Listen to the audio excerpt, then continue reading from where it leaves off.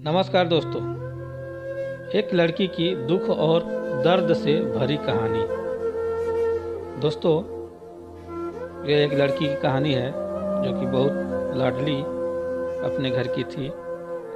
दोस्तों, कहानी अच्छी लगे तो लाइक ज़रूर करिएगा और चैनल पर पहली बार होंगे तो सब्सक्राइब करिएगा, अपने दोस्तों तक शेयर करिएगा और कमेंट करके ज़रूर बताइएगा कहानी कैसी लगी।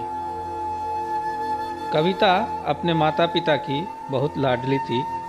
3 बड़े भाइयों की बहन थी। कोई भी चीज़ मांगने पर उसी वक्त सामने हाजिर हो जाती। पूरे घर में रौब था उसका। पूरे परिवार और नौकरों पर राजकुमारी की तरह हुक्म चलाती थी कविता। स्कूल में भी पूरा रौब था उसका। बड़े घर की लाडली जो थी वह जैसे ही अपने कॉलेज में दाखिला लिया, उसके ठाट बाट बड़ी गाड़ियों में आना जाना, हर दिन नया फैशन देखकर हर कोई उससे दोस्ती करना चाहता था। थोड़े ही दिनों में उसके बहुत से दोस्त बन गए। पूरे कॉलेज में उसकी अपनी ही एक पहचान थी। इन्हीं दिनों के बीच उसके घर एक रिश्ता आया। खानदानी लोग थे और उसके पापा की पुरानी जान पहचान थी उनके साथ। कविता के साथ कोई ज़बरदस्ती नहीं थी, पर कविता ने फिर भी हाँ कर दी, क्योंकि वह अपने परिवार से बहुत प्यार करती थी। वह जानती थी कि वह लोग उसका अच्छा ही सोचेंगे। लड़के का नाम राजू था। राजू काफ़ी पढ़ा लिखा और समझदार लड़का था। ससुराल वाले भी बहुत अच्छे थे। ससुराल से कविता की जगह वैसी ही थी जैसे कि मायके में। कोई भी कार्य कविता की सलाह के बिना नहीं होता था। सबकी लाडली बहू बन गई थी वह। फिर उसके घर एक बेटे का जन्म हुआ जिसका नाम राजीव था। राजीव कविता को जान से प्यारा था। पोता पाकर ससुराल वाले तो फूले नहीं समाते थे। कविता कभी कभी सोचती कि उसकी किस्मत कितनी अच्छी है, उसे हर कोई कितना प्यार करता है। चाहे जीवन में कैसा भी समय आए, मेरे अपने हमेशा मेरे साथ हैं, मैं कभी अकेली नहीं हो सकती। कितनी खुशकिस्मत हूँ मैं।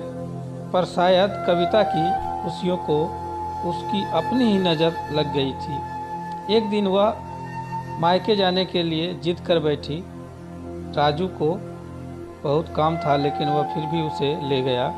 रास्ते में उनकी गाड़ी अन्य गाड़ी से टकरा गई। कविता, राजू और राजीव बहुत बुरी तरह से जख्मी हो गए। काफ़ी दिनों के इलाज के बाद राजू और राजीव तो ठीक हो गए, लेकिन कविता पूरी तरह ठीक ना हो सकी। सर पर चोट लगने के कारण वह अपनी आंखों की रोशनी खो बैठी।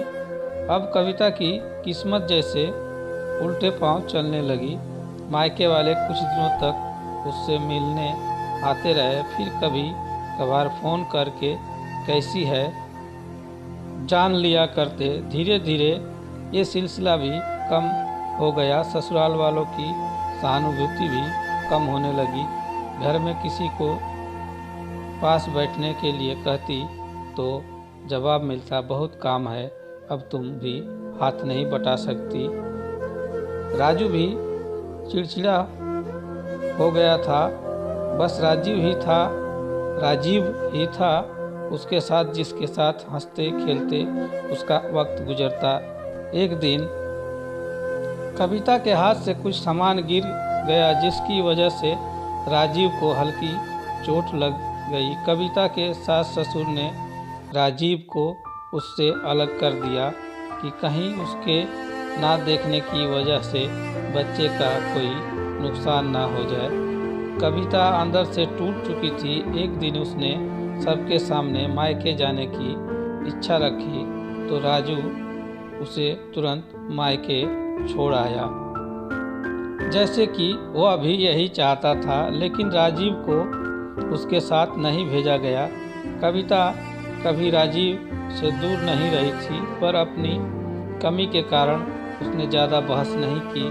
कविता को लगा कि वह 3-4 दिन वहाँ रहेगी तो थोड़ा हवा पानी बदल जाएगा, क्योंकि वह कितने दिनों से कहीं भी बाहर नहीं गई थी। घर वाले भी इतने दिनों बाद उसे देखकर कितने खुश हो गए। कविता के घर पहुंचने पर सब लोग बहुत खुश हुए। खाने में सब कुछ कविता की पसंद का ही बना था। उसने अपने मम्मी पापा और भाई भाभीयों से दिल खोल कर बातें की। उनके छोटे छोटे बच्चे भी बुआ के साथ घुल मिल गए थे। रात को सोने के वक्त जब वह कपड़े बदलने लगी तो उसे पता चला कि उसका बैग तो बहुत भरा हुआ था। वह सब समझ गई। वह बहुत उदास हो गई। कुछ दिनों तक तो सब ठीक रहा, फिर जैसे सब बदलने लगा। सबका व्यवहार बदल रहा था। वह लोग जैसे थक चुके थे उससे सब लोग घुमा फिरा कर पूछने लगते कि राजू कब आ रहा है, उसे ले जाने। वह बहाना बना देती, जबकि वह जानती थी कि उस घर में अब इसके लिए कोई जगह नहीं। कविता से चलते वक्त कुछ न कुछ नुकसान हो ही जाता। थोड़ी बहुत टोका टाकी उसे सुनाई देती, वह टाल देती। एक दिन उसके हाथ से लगकर एक कीमती फूलदान टूट गया। छोटी भाभी ने बहुत हंगामा मचाया। कविता के माता पिता रोज रोज के झमेले से तंग आ गए थे। उन्होंने राजू को खुद से फ़ोन कर दिया। राजू कविता को अपने घर ले गया। कविता को अपने परिवार के लोगों से ये उम्मीद न थी। जिस कविता के कहे बिना घर में एक पत्ता भी नहीं हिलता था, उस घर के लिए वह अब बोझ बन चुकी थी। राजू के साथ ससुराल आते वक्त वह बहुत खुश थी, क्योंकि वह अपने घर जा रही थी, अपने जिगर के टुकड़े राजीव के पास। परंतु यह खुशी भी कुछ पल की ही थी। सारा बंदोबस्त पहले ही किया हुआ था। कविता को सीधे ऊपर वाले कमरे में पहुंचा दिया गया। राजीव से दूर रहने की सख्त चेतावनी दी गई।